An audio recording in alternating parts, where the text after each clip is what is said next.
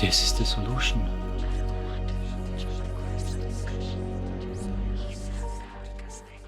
How much math do you need for machine learning? I hope this little clip told you already the short answer. A lot less than you think. The reason why I wanted to make this video is that many are stopped and scared by math when trying to break into the field.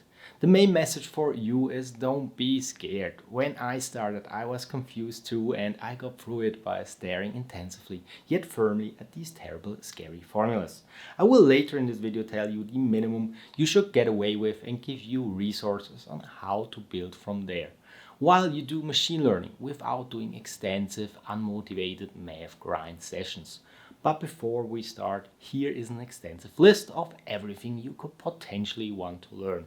And if I don't lose you in the next minute, I am sure you'll make it in machine learning. Systems of linear equations, matrices, vector spaces, linear independence, basis and rank, norms, inner products, lengths and distances, angles and orthogonality, orthonormal basis, inner products of functions, orthogonal projections, matrix decompositions, determinants and traces, eigenvalues and eigenvectors, Zielinski decomposition, singular value decomposition, partial differentiation and gradients, gradients of matrices, backpropagation and arithmetic differentiation, high order derivatives, linearization and multivariate Taylor series, construction of a probability space, discrete and continuous probabilities, sum rule, product rule and Bayes theorem, Gaussian distribution, the exponential family. Wow, you are still there. Congrats. That means you learned the most valuable lesson when it comes to math.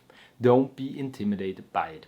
There will always be something you don't know, and if you knew all of those, congrats, you are already better than me.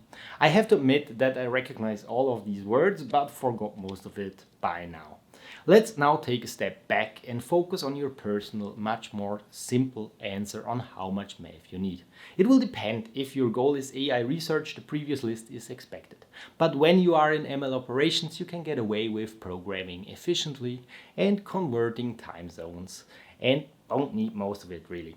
For those that want to become ML practitioners or data scientists like me, the answer will be somewhere in the middle, and the minimum for those we will now focus on. Whatever background you have, from finance, psychology, engineering, economics, or whatever, this video will answer the question of what you really need and what you can get away with doing the bare minimum.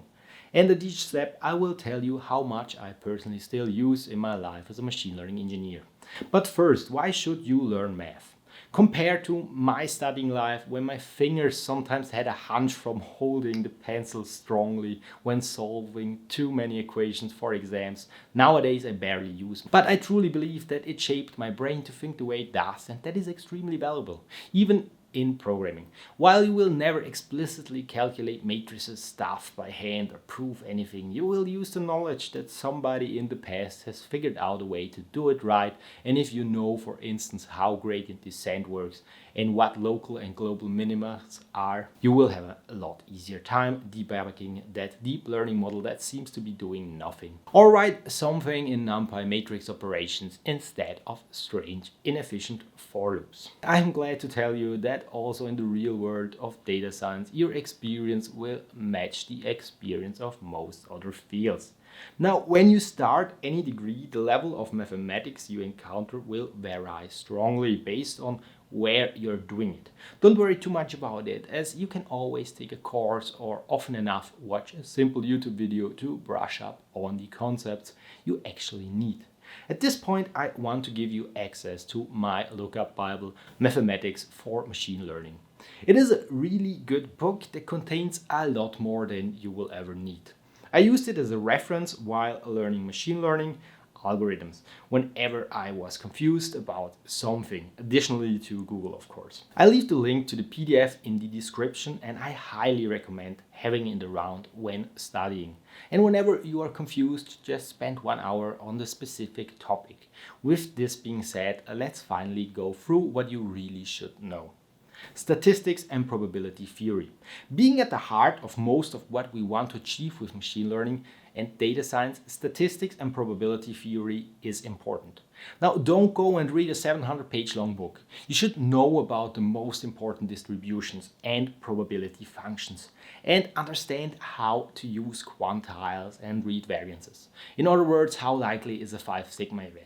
Bayesian statistics and frequentist statistics and conditional probabilities, I could now go on for quite some time, but the point is, if you ever had a semester in statistics, you can learn the rest while doing machine learning itself.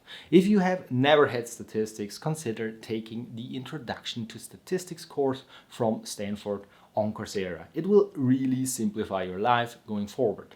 Now, I personally use statistics every day, but mostly it is very basic stuff, like analyzing the variance, the median, the mean, and choosing a sensible quantile for my threshold. Honestly, I don't use statistics explicitly most of the time.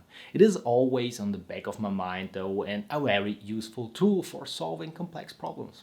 Knowing about conditional probabilities, bias, variance, and probability theory simply shapes how you approach a problem.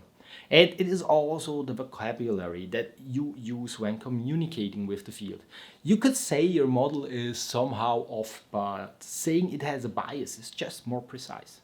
I sometimes use correlations and sampling techniques, but honestly, when it comes to confidence intervals and t-tests, I and my rather computer science heavy network are mostly happy with saying yes, you can use that data, or you really should not use that data.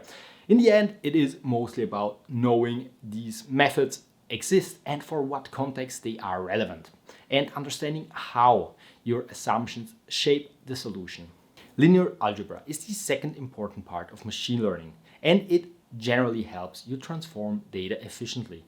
You should at least know what matrices and vectors are and their operations like addition and multiplication. Additionally, knowing a thing or two about determinants and eigenvalues and eigenvectors will help you understand singular value decompositions and some other methods for machine learning. Again, if you ever had a course on basics, this should be enough to just learn it as you go. If you haven't, this is the last crucial aspect of machine learning, and the rest you can get away with just learning it while studying machine learning specific methods. Now here I would recommend this course from the Imperial College of London, perfectly titled Mathematics for Machine Learning Linear Algebra. As for other types of algebra, check out a short video on Boolean algebra, and the rest you can learn while coding, such as when to use logarithms and exponents. My personal experience is that I use way more explicit linear algebra than statistics. Now, would it be necessary? No. It just happens to be far more efficient most of the time. I often find myself adding and multiplying matrices and measuring distances to find out how similar they are. In the end, it's just really useful for efficiency. And yes, using Einstein notation is fancy, but a terrible double for loop would also do the job. My best guess is that if you really love machine learning, you will pick up most of it while going through tutorials, blogs, posts, and papers with code without learning it in one terribly boring sitting. Calculus or analysis was the subject I probably hate the most. It is luckily not the most important part of applied machine learning. However, you need to understand at least some concepts like what is global and local minima, the product and chain rule, and what derivatives and integrals do. For a minimal understanding, I think you can get away with what you probably learned in high school, plus some extra that you learned along the way, such as how to pack those things into vectors. But this will only work when you learn machine learning itself and dig deep into methods like gradient descent and how to calculate the slope of a function for linear regression. Again, as long as your goal is not AI research, most of it is very important. All the other types of math. As mentioned at the beginning of the video, this list can be arbitrarily long and they all can sometimes be useful. But for now, especially if you are not sure if learning mathematics of machine learning will be hard for you, just focus on the basics and have fun while building models. You can then analyze why SVD works and what a Gini coefficient is while you do a machine learning project. Of course, that way you will learn far more and be motivated while doing it. Also, there are by now great resources by StatQuest or Khan Academy on almost every mathematical problem you want to analyze in machine learning. In the end, keep learning a little bit of math every now and then, and I promise you it will click and stay in your toolbox for a long time. This was my take on what mathematics you really need in machine learning, and I really hope it helps you.